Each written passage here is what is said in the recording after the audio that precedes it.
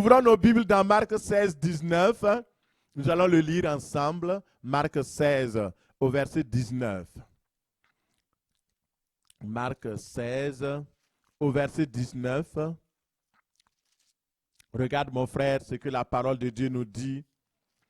Et nous allons le lire à trois. Tous ensemble. Si vous l'avez vu, je vous laisse tourner vos pages. Et c'est affiché aussi, je pense. 19 à 20. Faites les deux versets en même temps si possible. 16, 19 à 20. Alléluia, nous lisons au nom du Seigneur Jésus. 1, 2, 3. Le Seigneur, après leur avoir parlé, fut enlevé au ciel, et il s'assit à la droite de Dieu. Et ils s'en allèrent prêcher partout. Le Seigneur travaillait avec eux et confirmait la parole par les miracles qui l'accompagnaient. Amen. Amen. Aujourd'hui, le titre de notre message, écrivez, « Saisissez la faucille, car la moisson est mûre. » Vous voyez, quand nous avons vu les bénédictions que le Seigneur a envoyées à son peuple ce matin, nous avons la corbeille, nous avons la husse, nous avons les greniers, nous avons tous les outils pour pouvoir rentrer la moisson. Mais il manque un outil essentiel. Et sans cet outil, vous ne pouvez pas récolter. Et cet outil-là s'appelle la faucille. Est-ce qu'il y a quelqu'un qui a déjà vu une faucille dans cette salle? Alléluia. Merci Seigneur, parce que là, je sais que je parle à des personnes qui connaissent. Et je bénis le Seigneur parce que j'ai connu la faucille très tôt. Et nous utilisions déjà la faucille en tant qu'enfant pour aller couper de l'herbe, pour aller couper le riz, pour aller couper les épis. Et la faucille est un outil très important dans la moisson. Et le Seigneur dit de saisir la faucille parce que la moisson est mûre. Vous trouvez ce passage dans Ésaïe. Et je vais revenir là-dessus tantôt. Et plutôt dans Joël 3, verset 13. Joël 3, 13. Joël 3, verset 13 nous dit, « Saisissez la faucille, car la moisson est mûre. Venez, foulez, car le pressoir est plein. Les cuves regorgent, car grande est leur méchanceté. » Parole du Seigneur. Amen. Nous savons que Dieu nous a donné à chacun une mission, un champ de moisson.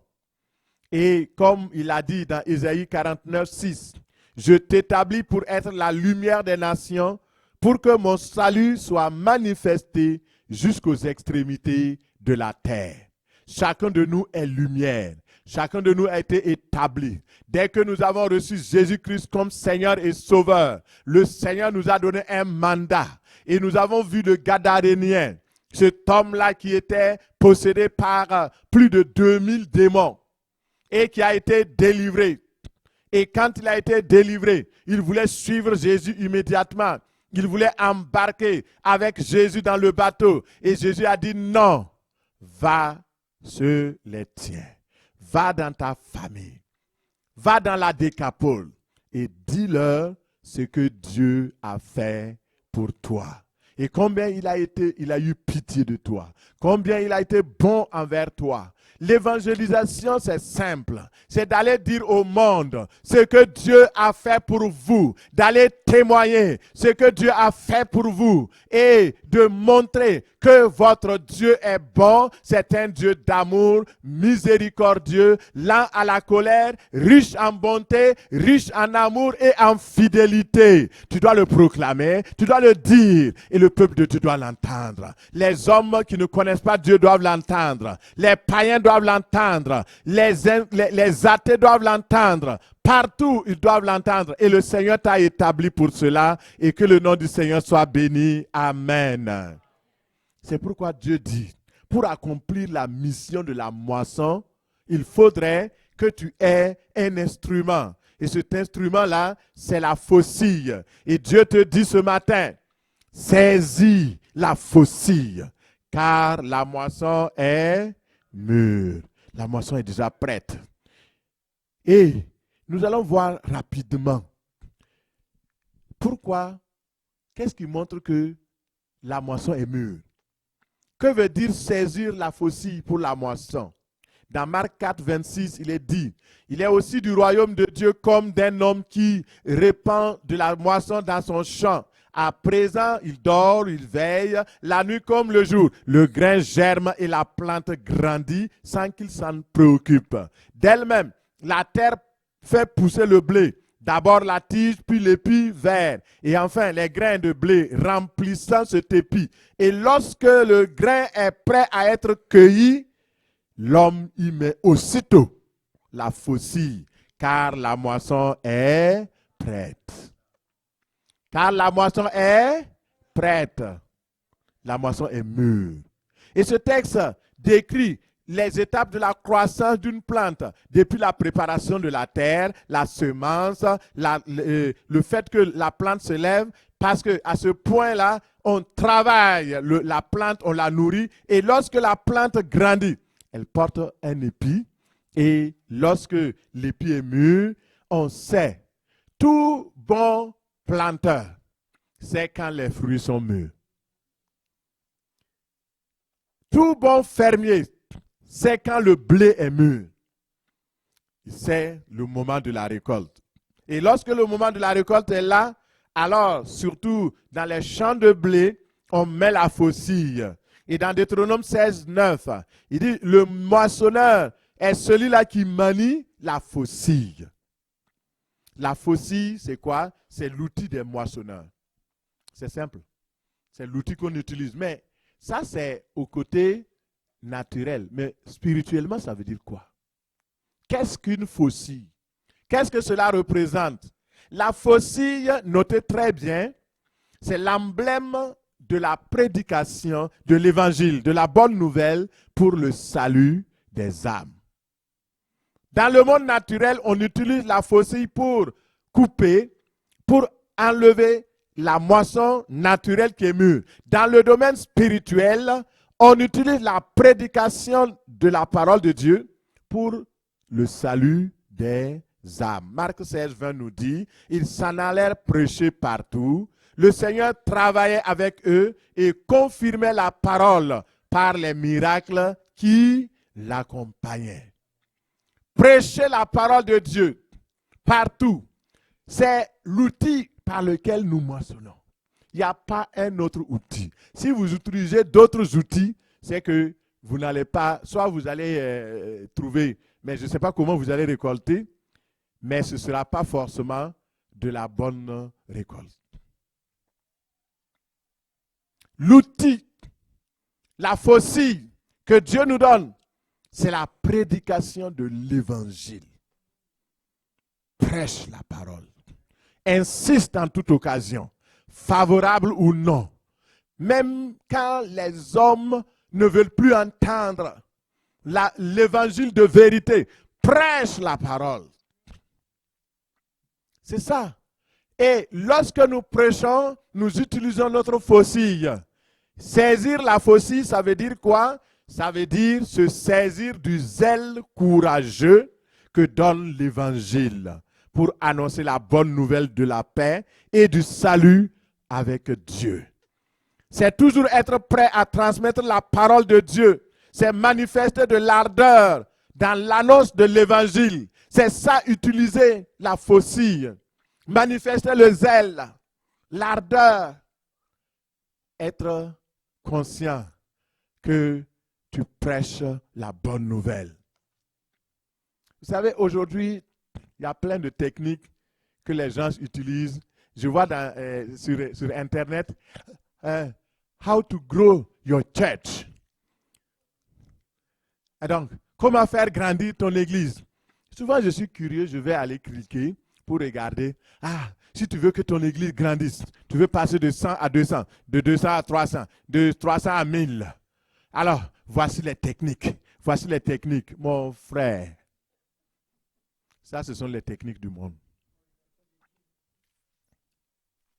La même manière que tu les as fait venir, ils sont venus où? Ils sont venus remplis là. La même manière, ils vont repartir. À moins que toi-même, tu deviennes comme eux.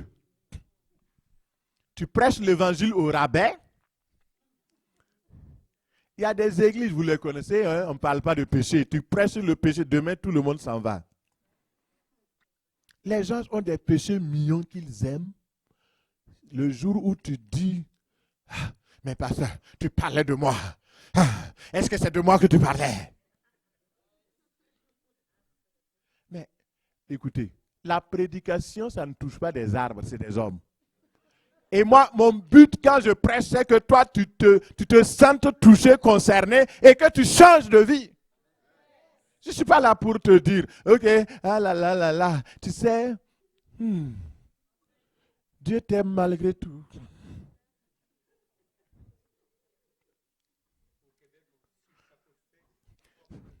Alors, on te dit, ben, s'il soit peu fait, porte-le. C'est ça, vous voyez. Alors, il faut que la parole de Dieu touche. Il y a une personne qui est venue ici, je l'aimais bien, et il est venu une fois, deux fois, et après, je lui ai demandé, mais pourquoi tu ne reviens plus à l'église? Il m'a dit, tu sais, quand tu prêches là, on dirait que tu parles de moi seulement. Et il m'a dit, tu sais, l'autre église où je vais là, quand tu es là-bas, il n'y a rien. Donc, mais quand je viens ici, tu prêches là, mon cœur, je suis touché. Donc c'est pourquoi je ne viens plus. J'ai dit bonne route. Le jour où tu seras converti, tu vas venir. C'est ça. Que le Seigneur nous aide. C'est très dommage. Très dommage.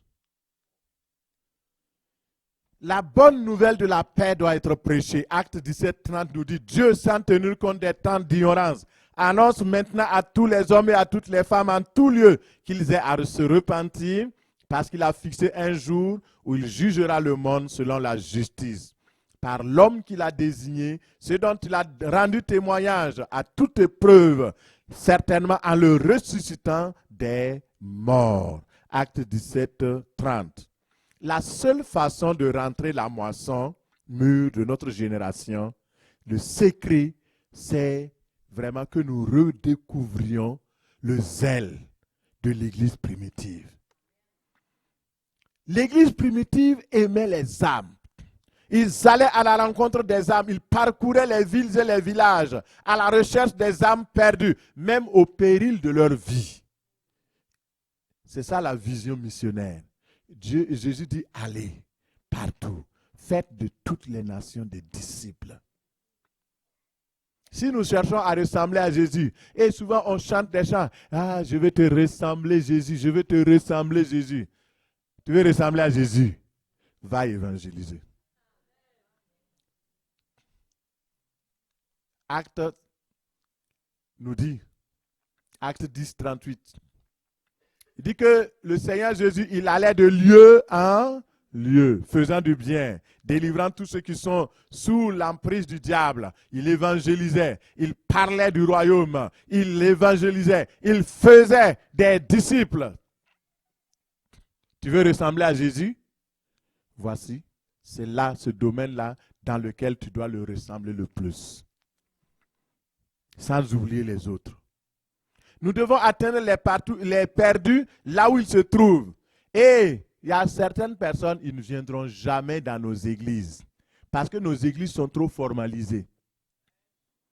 Mais, ils vont aller dans leur lieu de loisirs. Ils vont aller dans les parcs. Ils vont aller dans les lieux où ils peuvent faire ceci ou cela. Et c'est là qu'il faut aller les rejoindre. Rejoignez le peuple là où ils sont. Et ce matin, je vous invite, levons-nous et moissonnons. Et je vais terminer avec ce passage de Proverbe 10, verset 5. Il dit, celui qui amasse pendant l'été est une fille prudente, un fils prudent.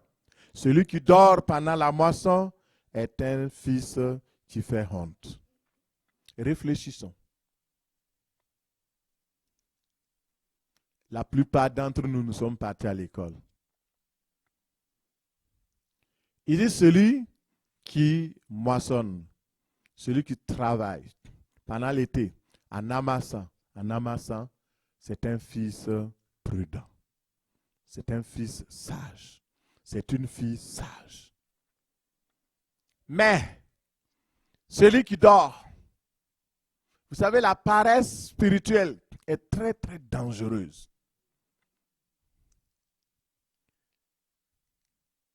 L'ennemi de nos âmes nous occupe de plusieurs manières afin que nous oublions Dieu, que nous oublions la moisson. Mais nous devons avoir les yeux ouverts, de mettre les priorités là où vous devez mettre les priorités.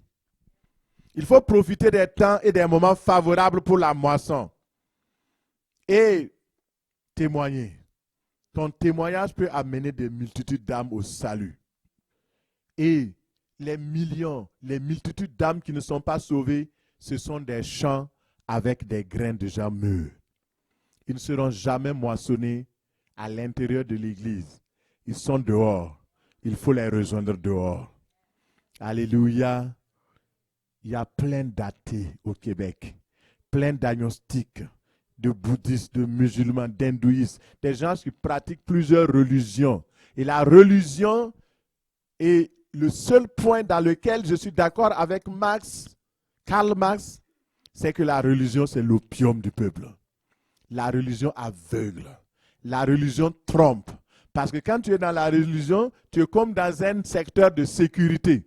Or, tu n'es pas en sécurité vraiment. C'est le mensonge. Et nous devons aller prier, changer les choses avant qu'il ne soit trop tard. Les portes se referment. Les portes se referment. Alors levons-nous et moissonnons. Levons-nous et moissonnons. Le Seigneur Jésus dit, il dit, levez les yeux, regardez les champs qui sont déjà mûrs pour la moisson. Dans Joël 3,13, il dit, saisissez la faucille, car la moisson est mûre. Jésus nous dit ce matin que les peuples sont prêts à écouter. Les âmes sont prêtes à entendre la parole. Et c'est maintenant le temps de croire à une moisson. Ma sœur, c'est maintenant le temps de croire à la moisson dans ton champ.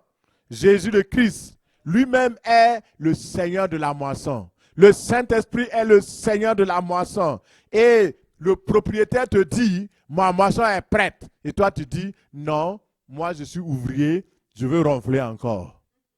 Non, lève-toi. Levons-nous et moissonnons. Peu importe la génération dans laquelle nous nous trouvons, Dieu veut des moissonneurs. Il veut trouver en toi le moissonneur. Que le Seigneur bénisse sa parole ce matin. Nous allons nous lever pour prier. Nous allons nous lever pour prier.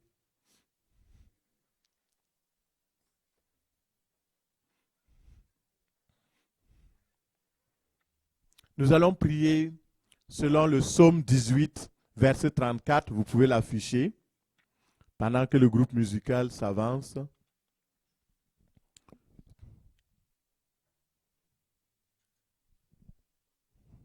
Le psaume 18, verset 34.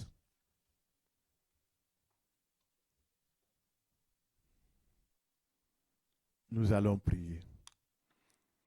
Nous allons nous inspirer de ce psaume-là pour demander au Père de venir à notre secours.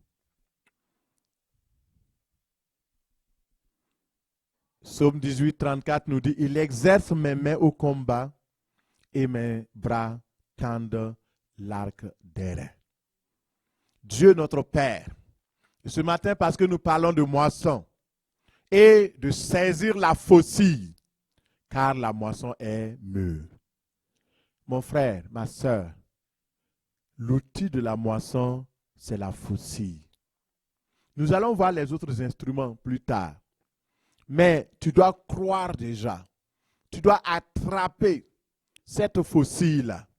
Et nous avons vu que la faucille représente spirituellement le zèle que donne l'évangile de paix.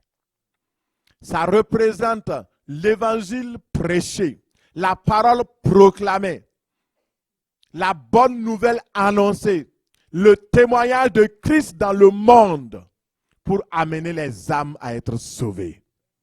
Alors ce matin, en nous basant sur ce passage, tu vas prier avec moi. Nous allons demander au Père céleste, par la foi au nom de Jésus, tu vas dire, je saisis la faucille pour la moisson aujourd'hui. Prie, c'est toi qui dois prier. Seigneur, je saisis ce matin la faucille de la moisson. Je saisis la faucille de la moisson. Je viens prendre la faucille parce que c'est un ordre. Tu as dit saisissez, saisissez. Donne à ma soeur de saisir la faucille de la moisson. Je saisis par la foi la faucille de la moisson ce matin par le nom de Jésus. Au nom de Jésus. Alléluia. Merci Seigneur. Vous voyez, le passage de Joël 3 ne nous laisse pas une option. Il n'a pas dit si tu veux, saisis la faucille. Il n'a pas dit, si tu te sens bien, saisis la faucille. Non, c'est un ordre de Dieu. Il dit saisissez la faucille. Et je n'ai pas entendu vos prières. Je crois que vous avez murmuré, Seigneur, merci beaucoup, tu es bon.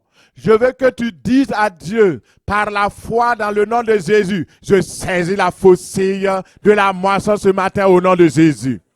Prie au nom de Jésus. Parle à ton Dieu au nom de Jésus. Parle à ton Père au nom de Jésus. Je saisis par la foi la faucille de la moisson. Par la foi, je viens saisir la faucille de la moisson au nom de Jésus. Père, merci parce que tu es bon au nom de Jésus. Alléluia. Amen. Alors ce matin, tu vas dire au Père, à ton Père céleste, exerce mes mains à la moisson. Exerce mes doigts à manier la faucille spirituelle. Prie au nom de Jésus. Père, dans le nom de Jésus, exerce mes mains à la moisson. Exerce mes doigts à manipuler la faucille spirituelle de la moisson. Au nom de Jésus. Père céleste, exerce mes mains à la moisson. Exerce mes doigts à la faucille, que je puisse manier la faucille au nom de Jésus. Alléluia. Au nom de Jésus, nous avons prié. Amen. Au nom de Jésus, nous prions. Dans Proverbe 6, verset 6, la Bible dit, va vers la fourmi paresseuse. Considère ses voies et deviens sage. Elle n'a ni chef, ni inspecteur, ni maître. Elle prépare en été sa moisson. Elle amasse pendant la moisson de quoi manger. Écoutez, il y a des gens qui disent, si l'église organisait ceci, l'église doit organiser. Mon frère, sois comme la fourmi. La fourmi n'a ni chef, ni patron, n'a pas quelqu'un qui l'a recruté. La fourmi se lève et cherche à faire entrer la moisson. N'attends pas que les responsables viennent te trouver, mon frère. Est-ce que tu peux joindre telle équipe, tel département? Non.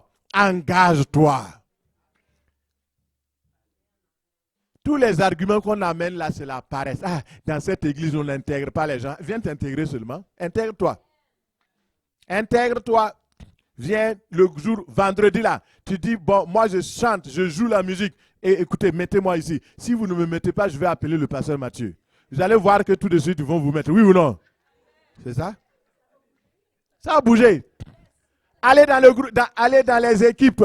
On a une équipe missionnaire qui sort pour évangéliser. Nous avons des équipes locales ici. Il y a le comité d'évangélisation, le département d'évangélisation. Cherchez à savoir. Cherchez à savoir. Soyez comme la fourmi. La fourmi cherche là où il y a les récoltes. Elle amasse. Alors tu vas prier ce matin. Le Père Céleste accorde la sagesse de la fourmi afin que tu amasses pendant la moisson des fruits pour la vie éternelle. Tu vas amasser des fruits pour la vie éternelle. Dis au Seigneur, donne-moi la sagesse de la fourmi. Seigneur, donne-moi la sagesse de la fourmi. Donne-moi la sagesse de la fourmi afin que je puisse amasser les fruits pour la vie éternelle, les fruits pour la vie éternelle, pour que je puisse gagner des âmes pour le ciel, pour que je puisse gagner des âmes pour le ciel, au nom de Jésus. Enlève la paresse, enlève les prétextes, au nom puissant de Jésus. Alléluia. Amen. Et je termine, je dis, dans la parole, il est écrit que le fils qui est prudent amasse pendant la récolte, pendant la moisson, pendant l'été. Mais le fils ou la fille qui ne moissonne pas fait honte à son père. Est-ce que ce matin tu fais honte à ton père spirituel? Pesez les mots, hein? Dieu dit que si tu n'amasses pas, tu disperses. C'est écrit dans ma Bible aussi. Écoutez, on ne peut pas, si tu es sauvé, c'est pour sauver d'autres. Jésus dit, si tu n'amasses pas, tu...